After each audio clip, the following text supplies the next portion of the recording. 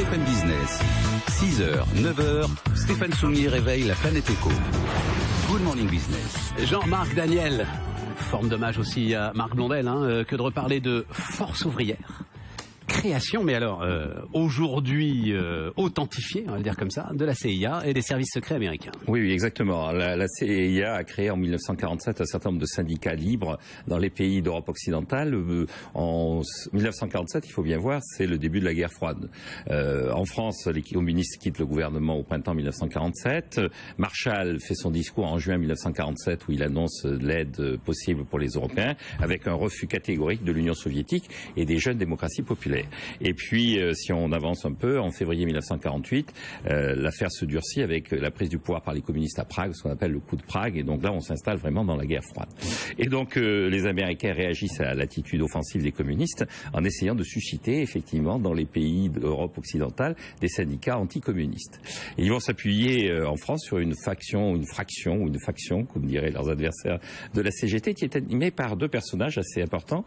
Léon Jouot, qui est un leader syndical historique, qui a connu Jean Jaurès, qui a été un personnage clé du Front populaire et qui est révulsé par le régime stalinien. Il a une espèce de réaction épidermique dès qu'on parle des communistes. Il déteste Torres, il déteste tout ce que représente le communisme stalinien. Et puis un jeune qui monte au sein de la CGT, qui est André Bergeron, qui va devenir le porte-parole, la figure de proue de Force ouvrière. Et il y a un troisième personnage, un troisième homme, qui est l'homme clé, qui est Irving Brown. Irving Brown, c'est le responsable des relations extérieures du syndicat américain AFL, qui existe maintenant sous le nom de AFL-CIO. Et ce syndicat américain essaie de fédérer les syndicats amis en Europe. Et Irving Brown prend contact avec Jouot et Bergeron et leur propose donc de financer, une fois que la scission sera opérée, leur activité. Alors qui est ce Irving Brown? Il est syndicaliste, mais il est aussi un ancien de l'OSS. L'OSS, c'est l'ancêtre de la CIA. Et il est toujours en contact direct avec la CIA. Même service secret directement militaire. L'OSS, il est toujours en contact avec la CIA. Et il va fournir des fonds aux nouveaux syndicats. Dès le congrès de 1948, c'est la CIA qui finance. Ils le savent à ce moment-là, Bergeron, l'ensemble de ceux qui montent. Alors Bergeron s'est exprimé dans ses mémoires et il a dit nous avons été créés avec des Américains.